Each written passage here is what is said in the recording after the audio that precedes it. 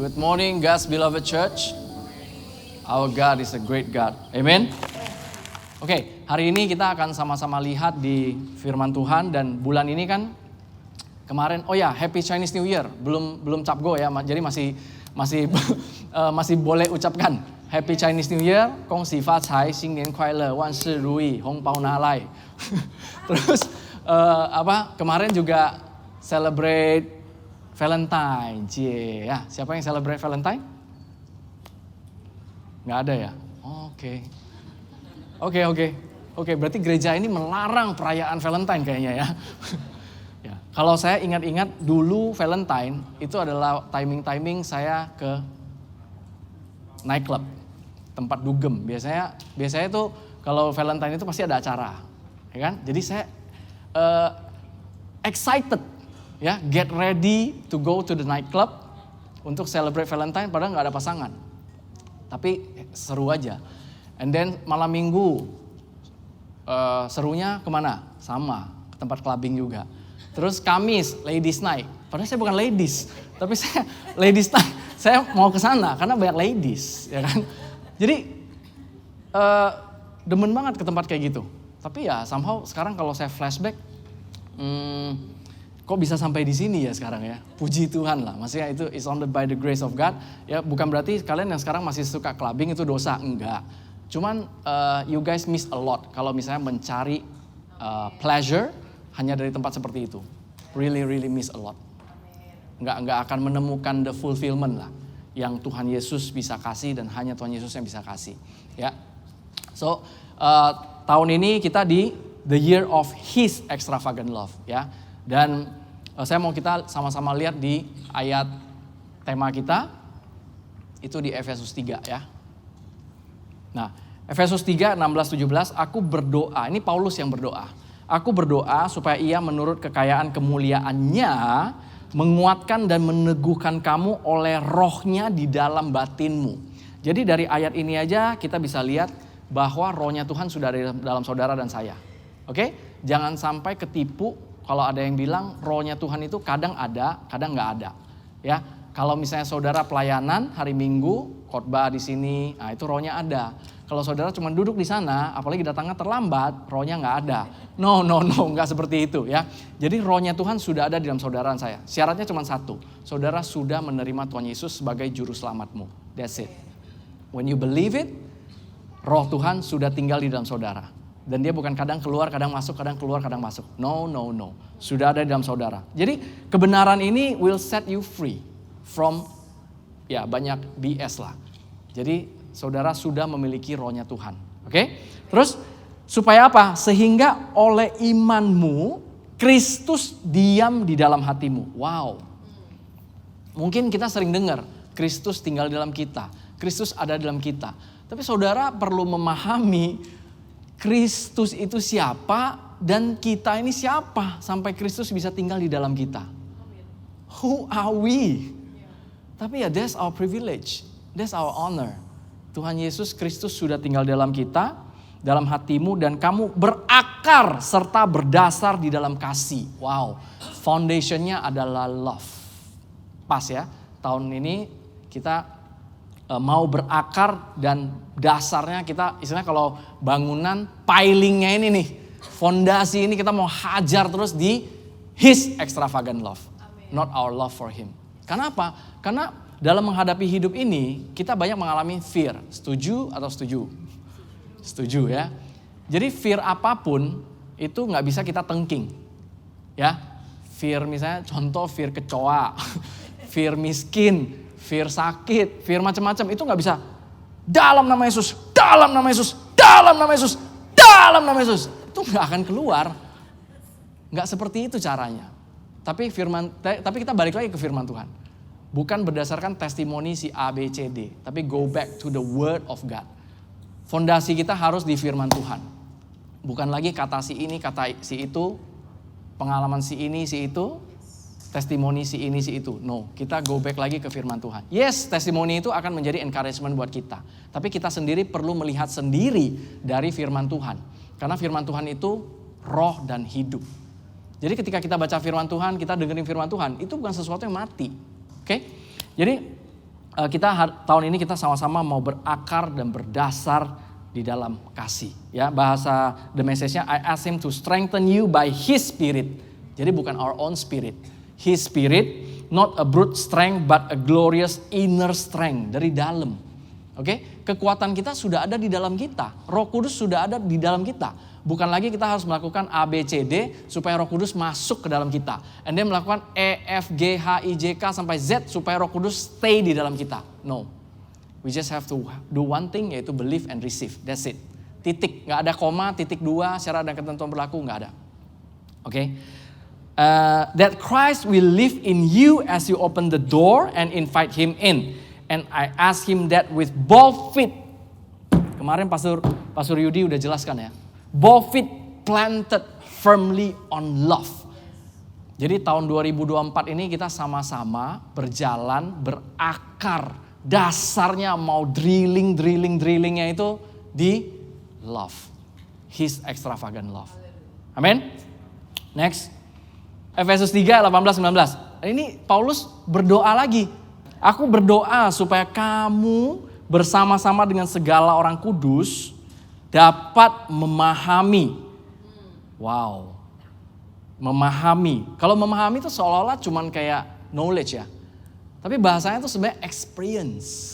Mengalami sebenarnya lebih tepat.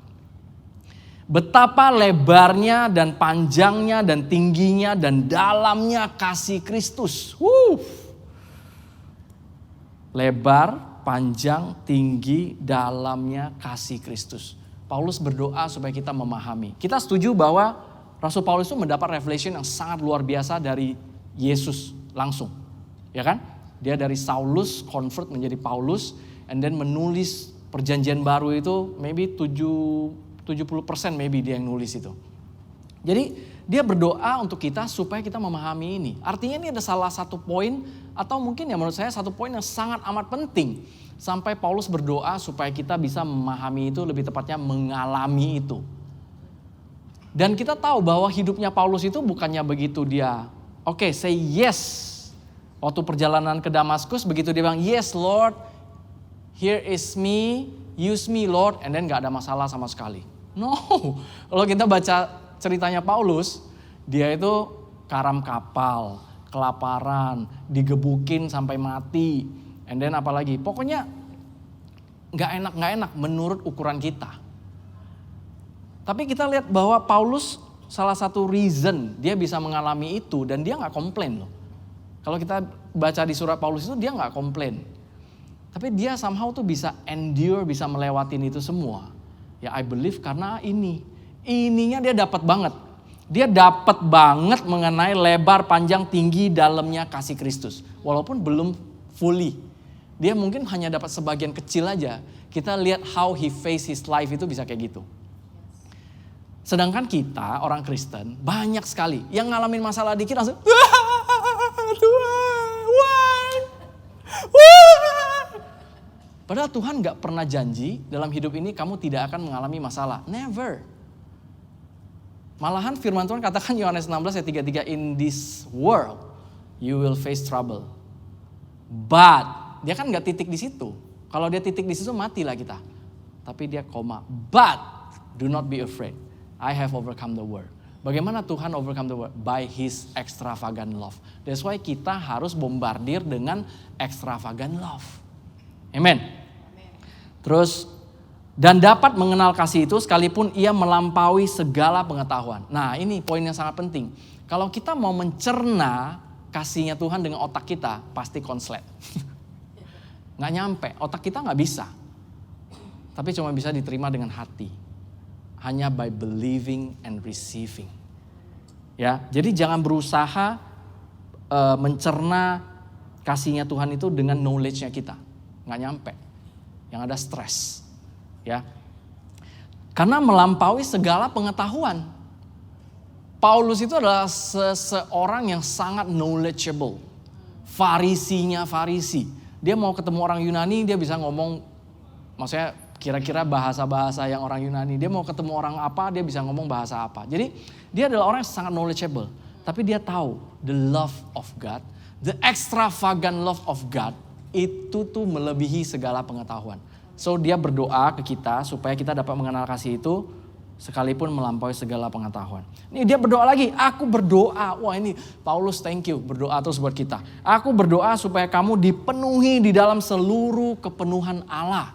You will be able to take in with all Christians. Nah ini ayat kunci kita. The extravagant dimensions of Christ's love. Kalau bukan Tuhan yang destined us to receive this, meledak kita. Karena extravagant dimensions of Christ's love itu bisa tinggal di dalam kita. Dan He wants us to mengalami itu. Reach out and experience the breadth.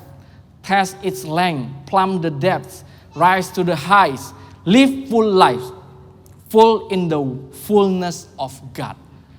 Jadi maybe kita live lives, tapi kita belum live to the fullness of God. Dan kalau dari ayat ini kita lihat bagaimana kita bisa live full lives, full in the fullness of God, adalah ini, explore His extravagant love.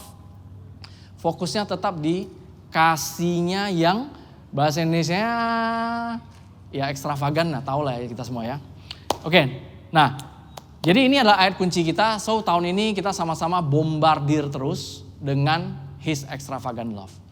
Nah terus di Bible ada satu cerita yang mungkin saudara juga pasti semua sangat familiar mengenai extravagant love of a father ya.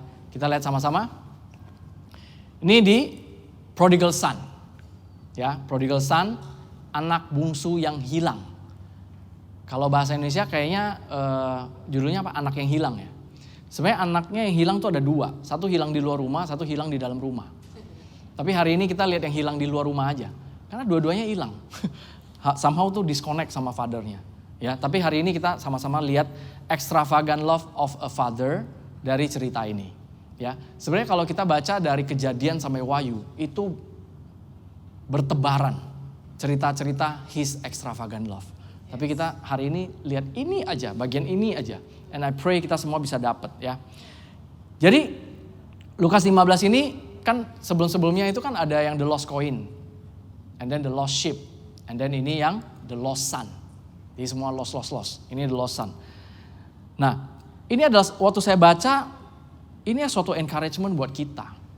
Karena apa? Karena waktu Tuhan Yesus itu dia suka hang out itu sama pemungut cukai, sinner, orang berdosa.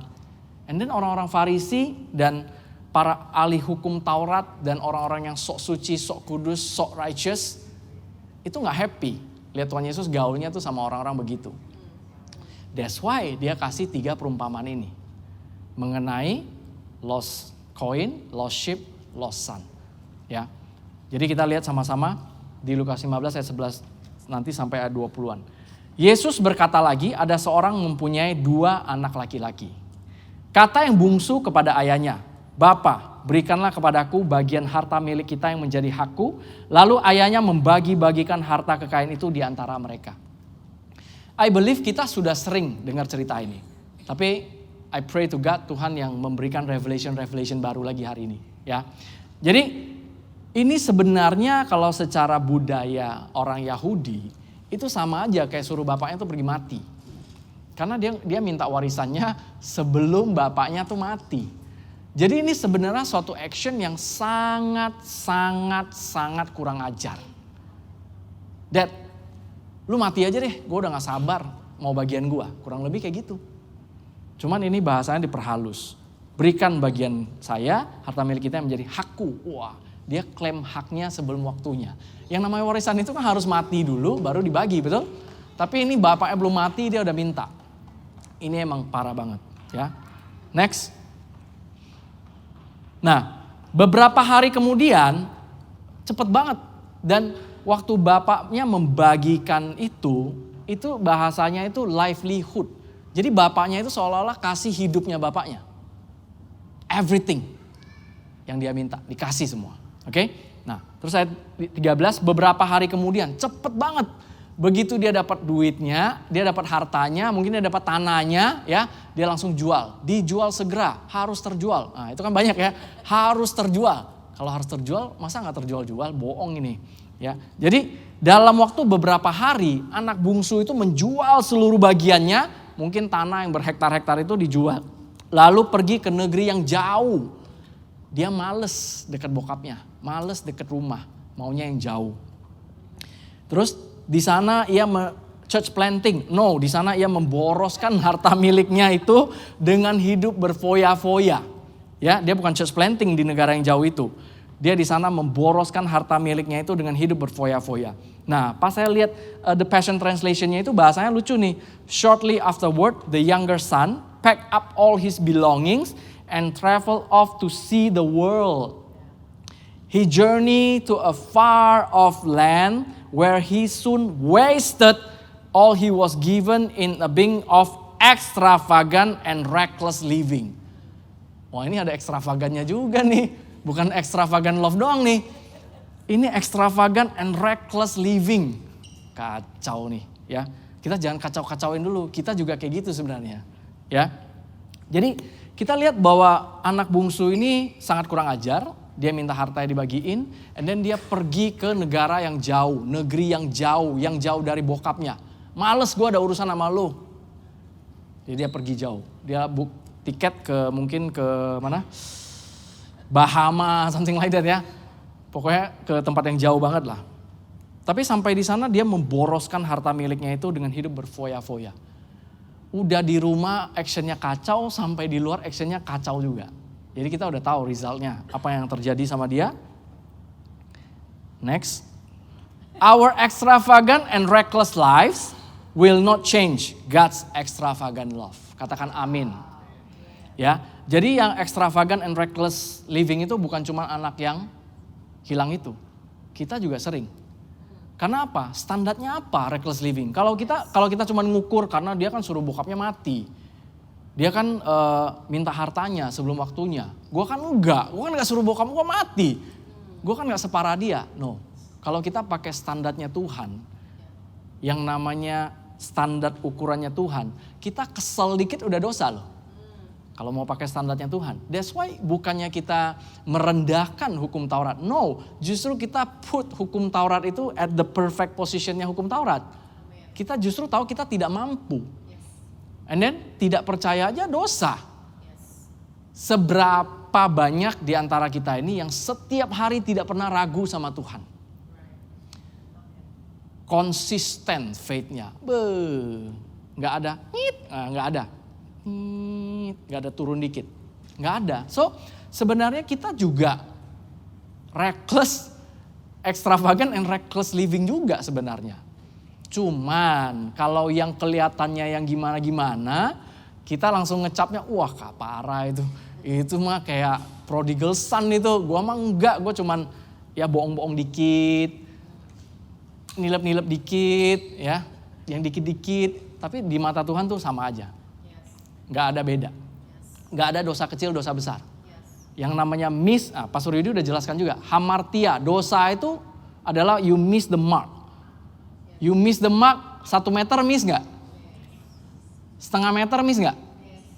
30 cm miss nggak? 10 cm? Serius. 1 cm miss nggak? Nah ini yang Pastor Yudi kemarin waktu di midweek service 0,000000000000001 mili miss nggak? Miss. Sama Pastor jawabannya. Oke. So that's dosa, hamartia. We miss God's standard. Oke? So sebenarnya kita every day we fall into sin, tapi kita nggak enjoy living in sin. That's different. Oke? Jadi our good newsnya adalah our extravagant and reckless life will not change God's extravagant love. Puji Tuhan. Jadi Tuhan waktu anaknya lagi berantakan, waktu bapak ini waktu anaknya lagi minta dia jualin, dia punya lagi jual harta dan pergi hambur-hamburin. Bapaknya mungkin di rumah nyanyi. Nothing's gonna change my love for you. You ought to know by now how much I love you. Terus anaknya judi, ngerokok atau apa. Bapaknya dari jauh, nothing's gonna change my love for you. Mungkin something like that. Oke, biar kalian gak ngantuk ya. Nah lanjut. Lukas 15 ayat 14-16. Setelah dihabiskannya semuanya. Wah, gila ya.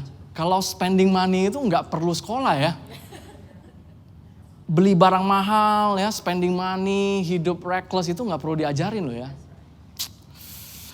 Timbullah bencana kelaparan di dalam negeri itu, di negeri yang jauh itu, yang dia males lihat bokapnya, dia pergi tempat jauh. Timbullah kelaparan di dalam negeri itu dan ia pun mulai melarat, suffering. Harta yang begitu banyak dihabiskan dengan berfoya-foya, semuanya loh. Wow, gak ada sisa dikit pun buat beli tiket pulang.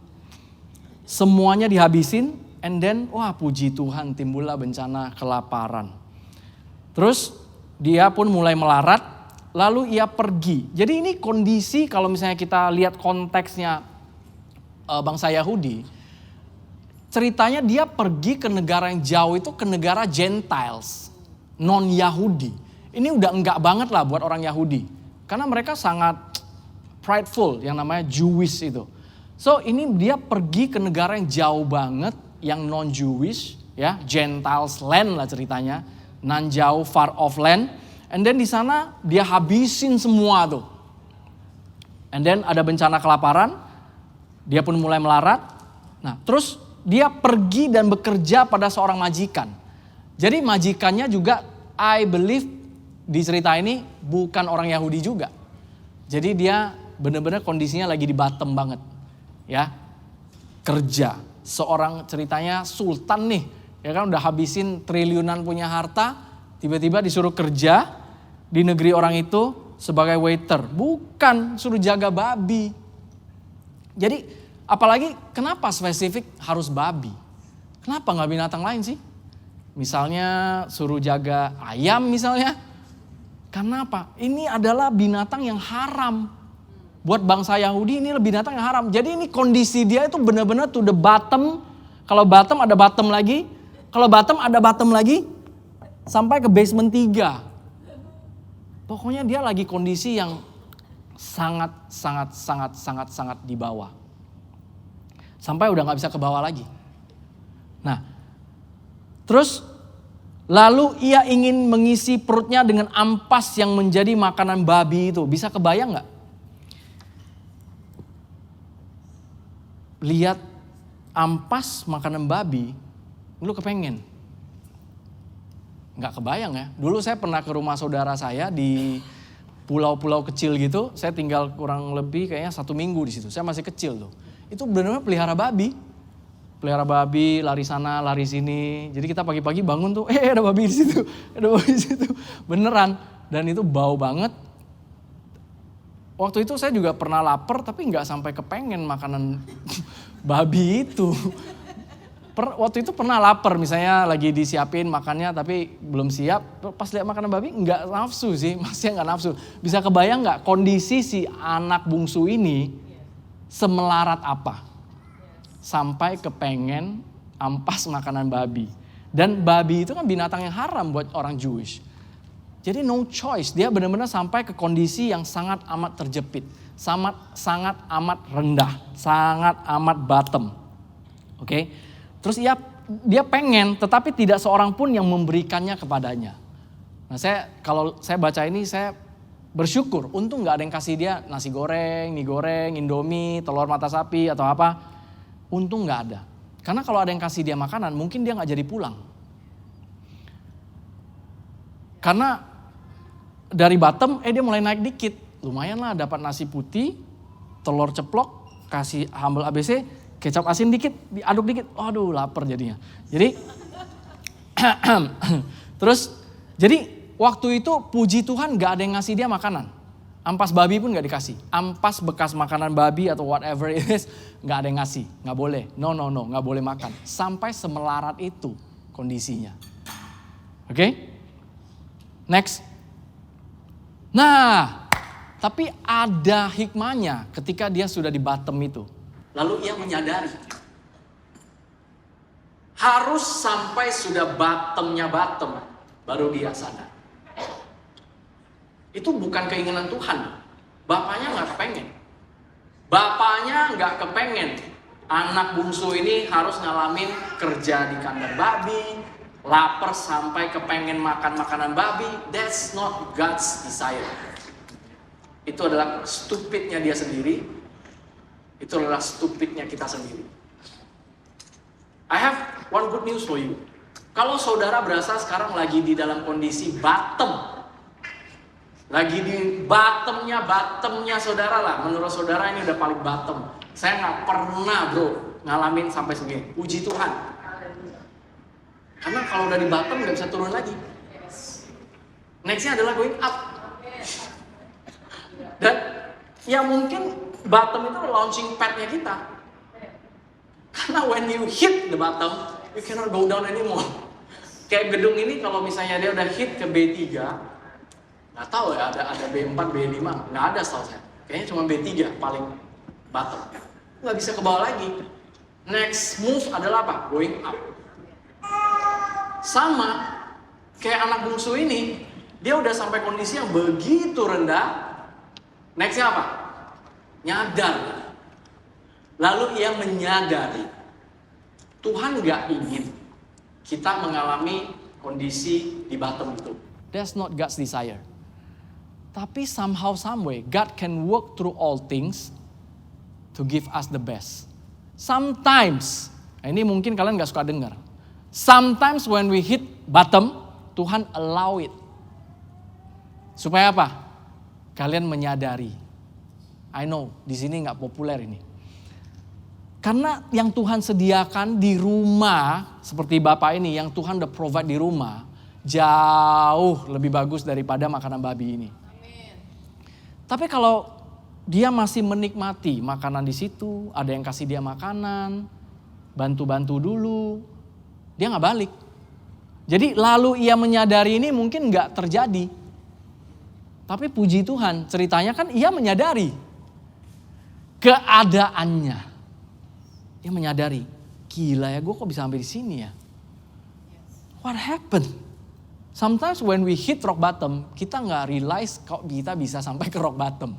Sampai kita sudah ada di rock bottom. Tapi His extravagant love is more than enough to pull us out from the deepest rock bottom. Bagian kita hanya menyadari. Yes Lord. Dia menyadari keadaannya. Jadi setelah dia sadar, dia speak. Keadaannya, katanya.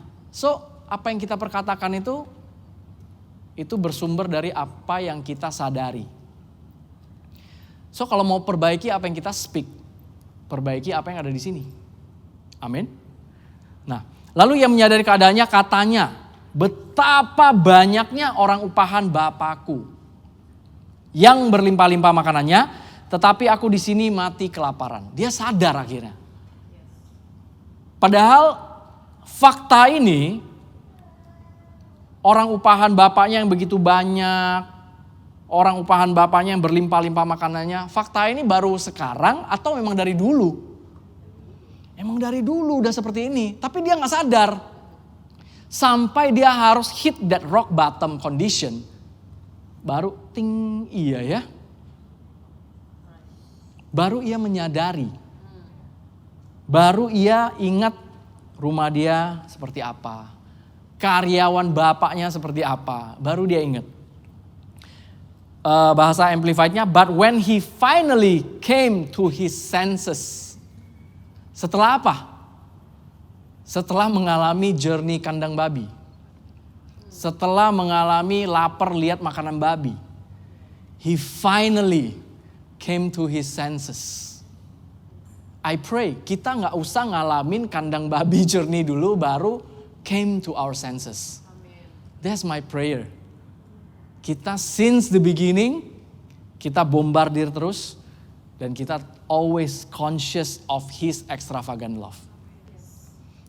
Dan Tuhan itu bukan Tuhan yang pelit, Tuhan itu bukan Tuhan yang marah. Kalau kita lihat dari cerita ini kan dia punya somehow bad image mengenai bapaknya. Padahal bapaknya gak kayak gitu. Nah, kalau misalnya nanti saudara pulang, saudara baca satu anak lagi yang hilang di rumah. Nah itu dia juga punya bad image mengenai bapaknya. Dua-dua anak hilang, satu hilang di luar, satu hilang di rumah. Dua-duanya punya wrong image about bapaknya. Ya, so I pray kita punya right image about our Father. Amen. So he said, how many of my father's hired men have more than enough food while I am dying here of hunger. Bener-bener kelaparan sampai udah mau mati kondisinya. Udah kerja di kandang babi, ngiler lihat makanan babi, mau makanan babi gak dikasih, kelaparan sampai kondisi begitu, finally dia realize. Mungkin ada yang berasa sekarang lagi kondisi di rock bottom. Mungkin saudara berasa sekarang lagi di kondisi sangat amat rendah sekali. I want to tell you, kalau saudara sudah di kondisi rock bottom itu, good newsnya adalah you cannot go down anymore. Next action adalah going up with the Lord. Amen? Next. Nah, setelah dia menyadari, dia perkatakan, and then dia action. Dia action, aku akan bangkit dan pergi kepada Bapakku dan berkata kepadanya, Bapa, aku telah berdosa terhadap surga dan terhadap Bapa. Ini dia lagi latihan. Nanti dia ketemu bokapnya, dia mau ngomong apa. Karena dia tahu, akhirnya dia menyadari selain makanannya banyak, dia tahu dia salah. Aku akan bangkit dan pergi kepada Bapakku dan berkata kepadanya, Bapa, aku telah berdosa terhadap dosa dan terhadap Bapa. Aku tidak layak lagi disebutkan anak Bapa. Jadikanlah aku sebagai salah seorang upahan Bapa. Jadi dia tadi ngebayangin, staff bokap gue aja makanannya lebih berlimpah. Jadi gue jadi staff bokap gue aja udah lumayan. Jadi karyawan, jadi staff, jadi anak buah, jadi ABK di rumah gue aja itu udah enak banget. Gak usah jadi anak deh. Jadi sebenarnya dia sendiri yang disqualified dia sendiri. Bukan Tuhan, bukan Bapa dia. Dia sendiri yang berasa dia udah di cut off. Many times kita juga berasa kita udah di cut off. Padahal kebenarannya enggak. Yang membuat kita berasa kita di cut off hanyalah perasaan kita. Dan jangan hidup berdasarkan perasaan. Your true identity is in your spirit. Identitas saudara, your core identity, your true identity in Christ itu, identitas dalam Kristus itu ada di dalam rohnya saudara. Yang ngerjain saudara adalah soul part-nya saudara. Bagian jiwanya saudara itu. Yang ngelihat ini kita percaya, ngelihat oh iya kita perasaannya begini, perasaannya begitu. Kayaknya Tuhan udah gak sayang sama gua, masalah ini berat banget karena Tuhan lagi hukum gua. Itu adalah soul part-nya kita. So, dia sendiri yang disqualified himself. Tapi puji Tuhan, itu enggak berhasil lah, ya, enggak sah kalau dia sendiri yang mau disqualified himself sebagai anak. Sama juga kayak kita. Kadang lagi ngalamin masalah berat, kita berasa kayaknya kita disconnect sama Tuhan. Itu satu. Yang kedua, lagi ngalamin masalah berat, kita yang istilahnya mau disconnect sama Tuhan karena kita marah sama Tuhan. Tuhan, kok lu biarin sih gue di kandang babi kayak gini? Tuhan, kok lu biarin sih gue sampai ngiler sama makanan babi? Kita marah sama Tuhan. Tapi itu semua, ya yang kayak tadi saya bilang, extravagant love-nya Tuhan, itu jauh lebih besar daripada reckless and extravagant life-nya kita. Amin. Oke, next. Maka bangkitlah ia dan pergi kepada bapaknya. Nah, ketika ia masih jauh, oh ini berarti rumahnya lumayan gede nih. Masih jauh kelihatan, mungkin bokapnya di lantai 15 mungkin ya, di penthouse-nya ya. Bangkitlah ia dan pergi kepada bapaknya. Ketika ia masih jauh, ayahnya sambil dengerin lagu. Wherever you go, whatever you do, I will be right here. Yes! Akhirnya balik dia. Ketika ia masih jauh, ayahnya telah melihatnya dan tergeraklah hatinya oleh belas kasihan. Pupuk, pupuk, pupuk, pupuk, pupuk, pupuk.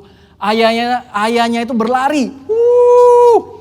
Mendapatkan dia, lalu merangkul dan mencium. Wow. Bau babi. Pulang ke rumah cuman mau jadi staff. CV-nya itu cuma minta jadi tukang parkir di rumah itu. Bukan jadi anak. Karena menurut dia udah kekat. Menurut dia udah habis lah. Gue udah bukan anak lagi. Udah syukur gue bisa diterima jadi tukang parkir aja udah bagus di sini. Dia bawa CV. Waktu dia masih jauh. Waktu dia belum lihat bapaknya udah lihat duluan. The eyes of grace always exceed the eyes of sinner. Mata kasih karunia Tuhan itu jauh lebih cepat dan lebih kenceng dan lebih dahsyat daripada mata kita sendiri. That's why dia lihat waktu dia masih jauh. Bapak udah lihat. Kita lihat hati Bapak kita. Waktu kita lagi hidup berantakan, lagi hidup gak bener. Dia bukannya, pret banget sih tuh anak. Udah gue kasih. Kurang ajar. Belakangin kita. No. Always. Ketika kita hancur berantakan, kita nggak berjalan sesuai dengan yang His will, dia tetap melihat kita, hatinya tetap tergerak. Amin. And then dia berlari. Ini Pastor Yudi juga udah cerita. Dia waktu berlari itu bukannya, dia angkat jubahnya itu. Kelihatan celana dalamnya. Dan sebenarnya melanggar hukum Taurat itu. Kenapa dia mau berlari? Karena menurut Ulangan 21 harusnya anak ini tuh dilemparin batu sampai mati. Karena kalau dia gak cepet, yang dia nyampe gerbang kota, yang nangkepin dia leader-leader, bokapnya gak nyampe. Dia bisa saat itu langsung dilemparin batu sampai mati. Karena dia udah kurang ajar sama bapaknya. Menurut standar hukum Taurat, ini harusnya dilemparin batu sampai mati. Bokapnya lari, merangkul, epipipto. Nah, bahasa kita sangat terbatas, tapi itu merangkul yang, gitulah, something like that. Kayak gitu. Susah didescribe. Ya, epipipto. Dan mencium, kata phileo. Coba Pastor Rudi sama Pastor Lita, tolong pergi. Kata phileo, Pastor. Gimana Pastor? Tolong. Kata phileo itu mencium dan kiss and kiss and kiss and kiss and kiss and kiss and kiss and kiss again. Gak usah main di kandang babi. Ya, anak saya habis main kotor-kotor aja. Si Ben, you guys know kan Ben ya. Dia kadang-kadang main and then bau keringet banget, basah banget. Kadang-kadang mau gendong dia aja. Apalagi saya habis mandi misalnya. Saya habis mandi, dia belum mandi. Gendong dia. Kalau mau cium aja juga mikir-mikir dulu.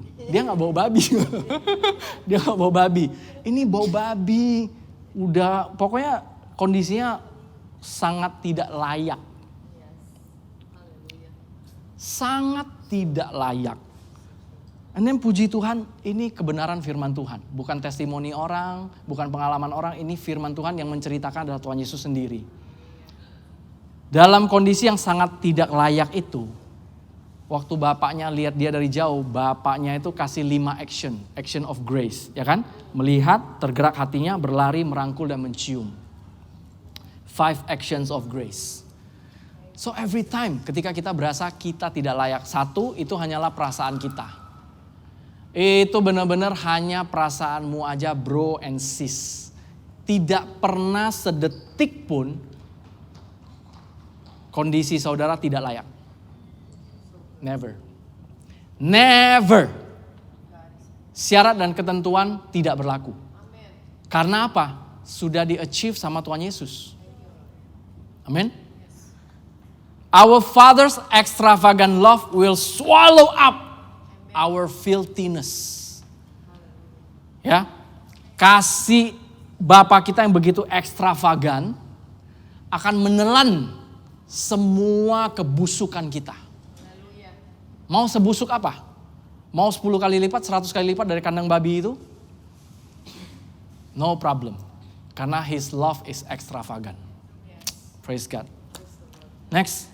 Lukas 15 ayat 21. Kata anak itu kepadanya. Nah ini dia udah, kan bapaknya tuh udah lihat, tergerak hatinya, lari, merangkul. I'm so glad you're home. Woo! Ya pasti kayak gitu, gak mungkin cuma Pasti kayak gitu, lebay pasti. Gila lebay banget. Mungkin staff-staff dia kan orang kaya kan dia kan. Staff-staff liatin, gila bos kita udah sedeng banget ini, gila. Anak bu babi hancur begitu dicium, gila. Scandal of grace. Puji Tuhan. Kata anak itu kepadanya, nah ini dia tadi kan udah hafalin tuh. Gak usah jadi anak lu deh, gue jadi tukang parkir lu aja. Oke, kurang lebih kayak gitulah ya. Terus anak itu ngomong, Bapak, aku telah berdosa terhadap surga dan terhadap Bapak. Aku tidak layak lagi disebutkan anak Bapak. Kan ada bagian lagi, jadikan aku salah satu upahanmu. Itu gak tersebut.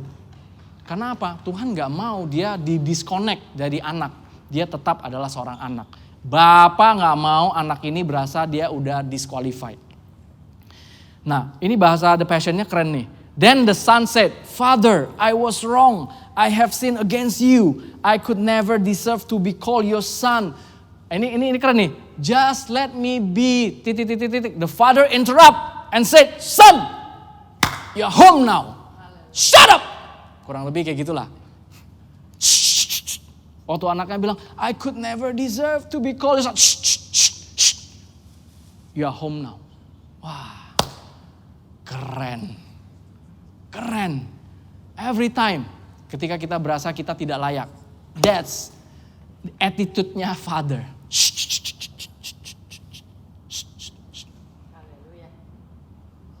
Our extravagant and reckless lives will be interrupted by God's extravagant love.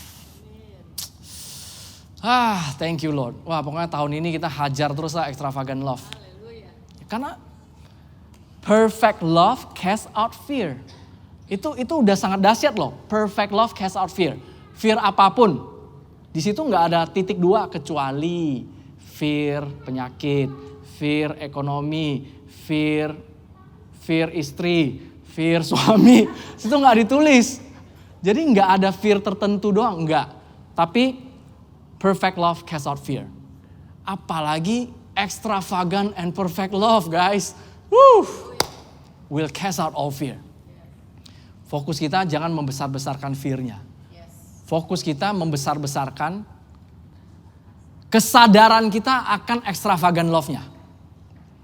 So, I want to encourage you guys, setiap hari paksa bombardir dengan extravagant love-nya Tuhan. Mau dengerin lagu worship, mau dengerin sermon, mau dengerin audio Bible, mau baca Bible, apapun itu. Intentionally, purposely bombardir dengan good news. Karena kita living di world yang akan berusaha menghantam kita dengan berbagai bad news. Kita gak nyari-nyari pun bad news datang tiap hari.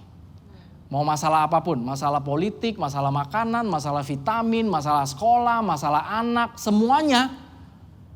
Kalau kita gak intentionally fight back atau defense dengan bombardir dengan good news, dengan extravagant love, fear itu akan masuk.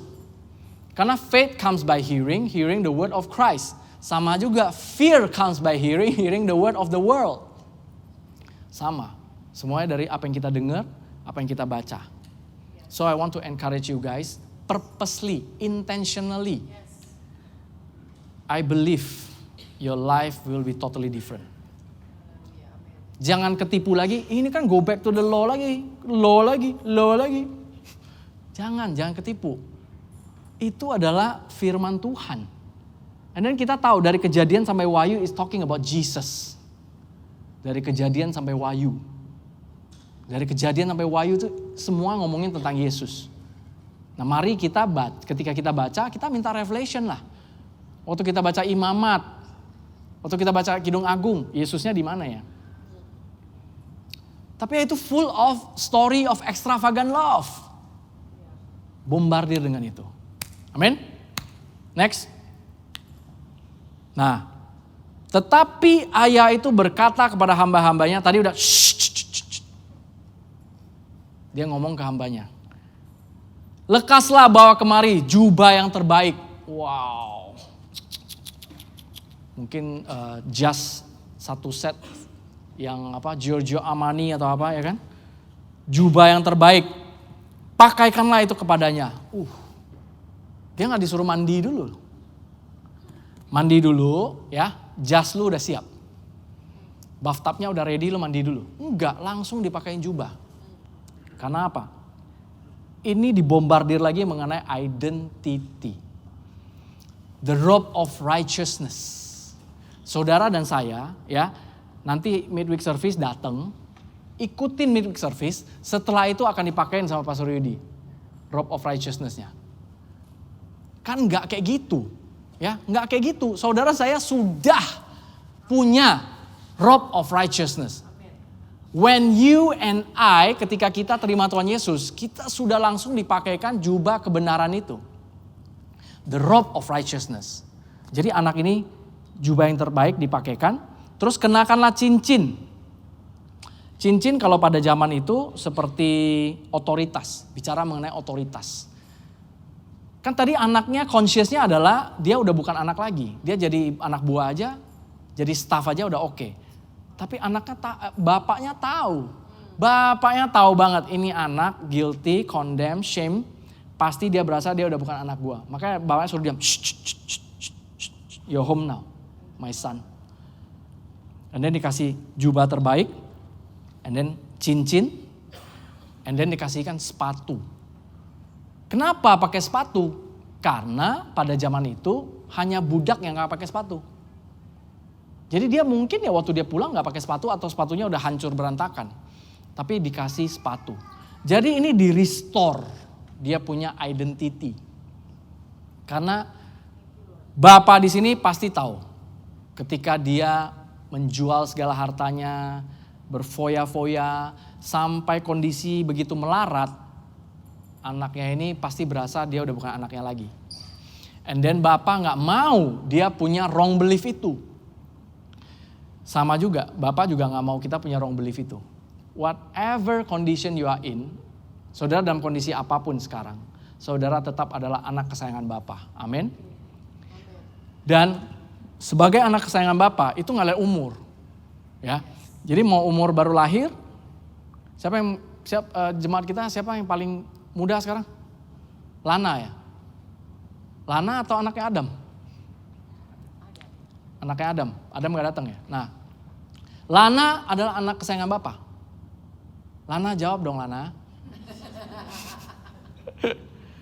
Jadi Lana itu bukan cucunya Tuhan. Lana itu adalah anak kesayangan Bapak. Herself.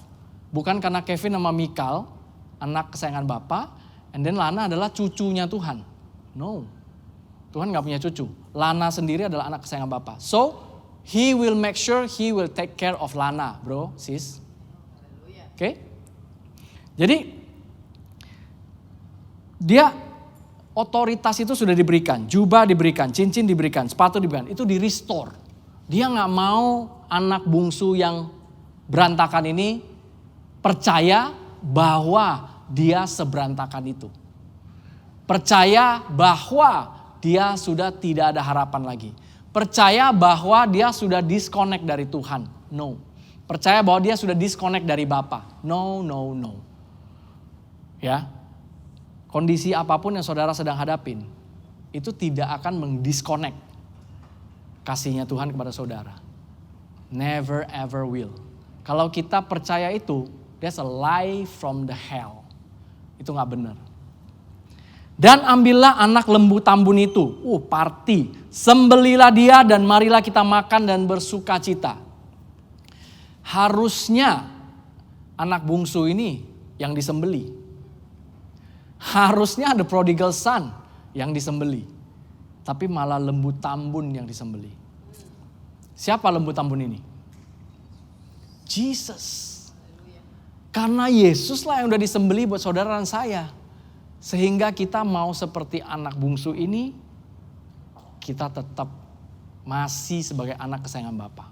Itu semua sudah terjadi. Saudara dan saya yang sudah terima Tuhan Yesus, saudara tidak akan kehilangan jubah yang terbaik. Saudara tidak akan kehilangan cincin. Saudara tidak akan kehilangan sepatu.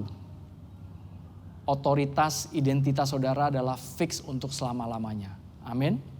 Gak bergantung dari perasaanmu, gak bergantung sama kondisimu, gak bergantung sama challenge-mu, gak bergantung sama kesuksesanmu, gak bergantung sama kelemahanmu, gak bergantung sama kekuranganmu, gak bergantung sama kejelekanmu, gak bergantung sama kelebihanmu. Identitasmu fixed in Christ. Amin? Nah, the extravagant love of our Father God should be the core of our identity. Jadi identitas kita ini, core-nya ini, intinya ini adalah extravagant love-nya Bapa kita. Kalau saudara berpendapat, oh sorry bro, bokap gua dulu begini, bokap gua dulu begitu. I'm not talking about that father. I'm talking about our Father in heaven. Dan mungkin ada pengaruhnya, your background. Bokap saudara seperti ini, bring up-nya seperti apa, disiplinnya seperti apa, mungkin ada ngaruh. But I want to tell you, don't believe itu yang membentuk saudara. Don't believe it. Oh saya begini karena bokap gue begini. Don't believe it. You have the Spirit of God inside you. Itu yang lebih benar. Jangan sampai ketipu, oh iya, gue pemarah karena emang bokap gue dulu pemarah. Maka gue udah jadi orang Kristen pun gue tetap pemarah. Don't believe it. Don't believe it. You have a new spirit inside you. Itulah your true identity. Itu yang harus keluar. Bukan lagi kita mencari-cari dari luar. Your true identity is in Christ. And core-nya adalah the extravagant love of God. Ya, jadi mau pengalaman seperti apapun, punya background bokap seperti apapun, itu harusnya gak ngaruh sama your identity. Jangan percaya lagi, oh ya saya begini karena bokap gue begini. Jangan percaya lagi, stop it in Jesus name. Amen. Last slide. Nah, Galatia 4 ayat 5, 6, 7. Ia diutus untuk menebus mereka yang takluk kepada hukum Taurat, supaya kita diterima menjadi anak. Tuhan Yesus diutus supaya kita bisa menjadi anak. Tadinya kita bukan anak. Di luar kita percaya Tuhan Yesus, kita bukan anak. Oke? Kita ciptaan Tuhan, yes, tapi kita bukan anak.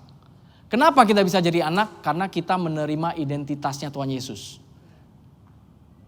Kenapa kita bisa menjadi anak kesayangan Bapa? Itu bukan karena baiknya kita atau buruknya kita.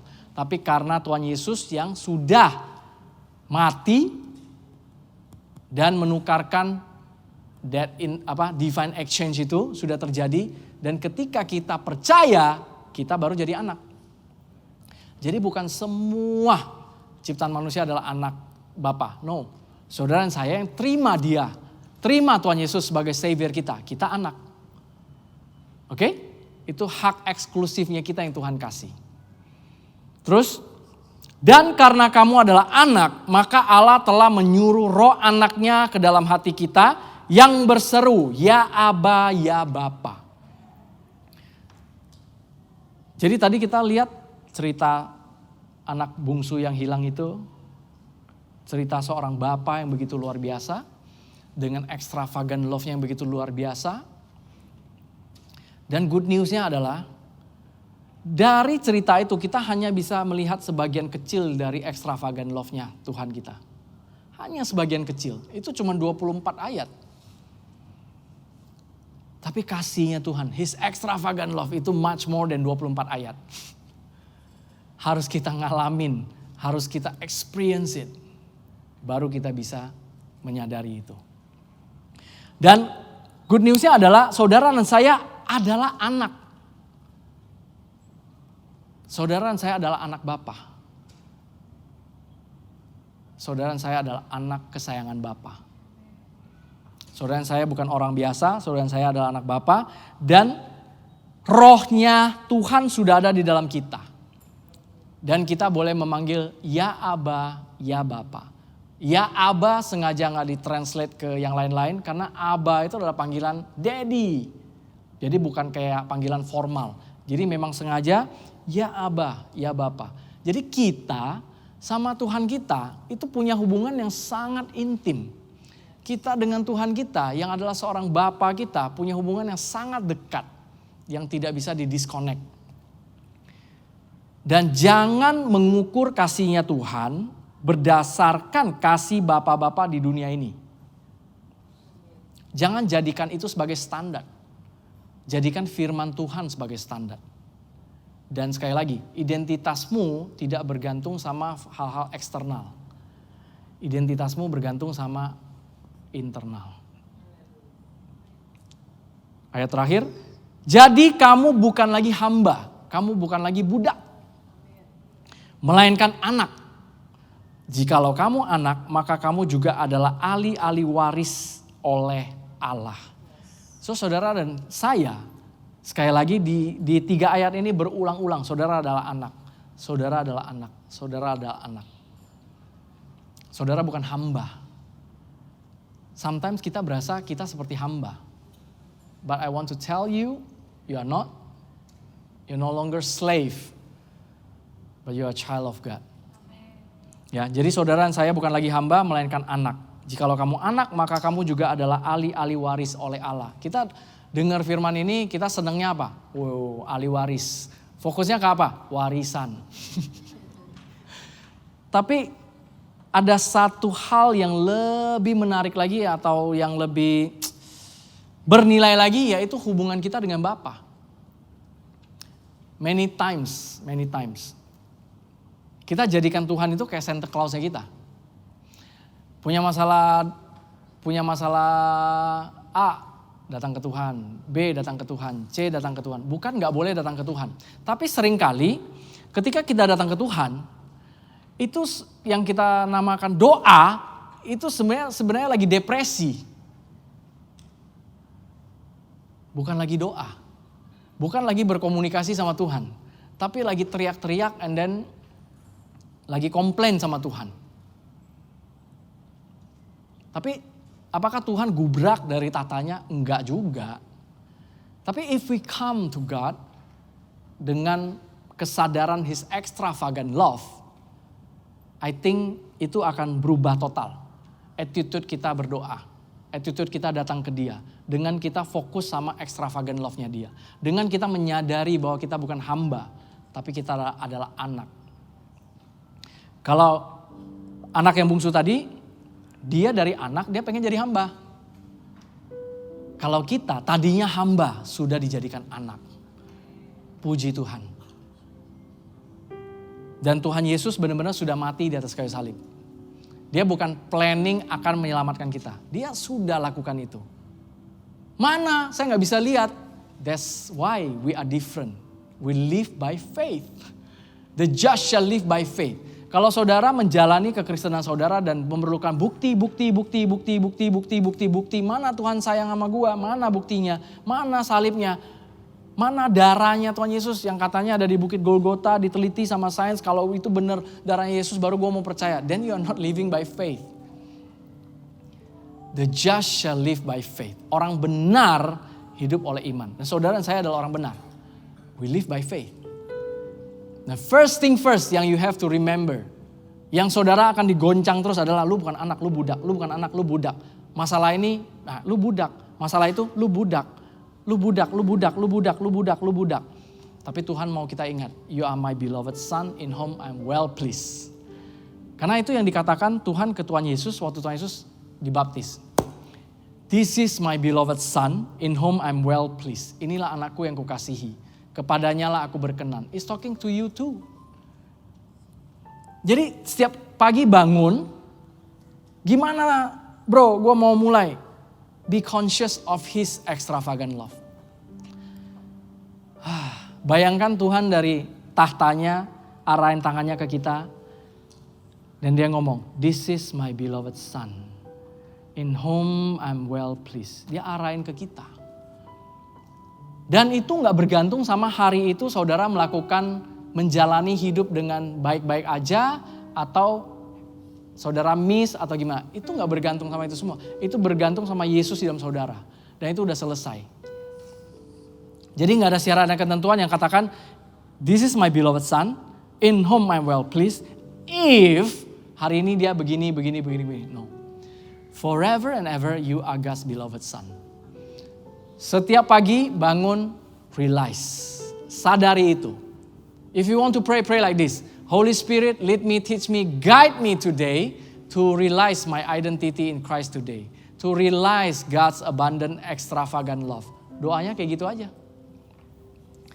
Karena kalau kita, Tuhan aku butuh ini Tuhan, Tuhan tolong ini Tuhan. Itu membuat kita lebih fokus sama masalah daripada solusi.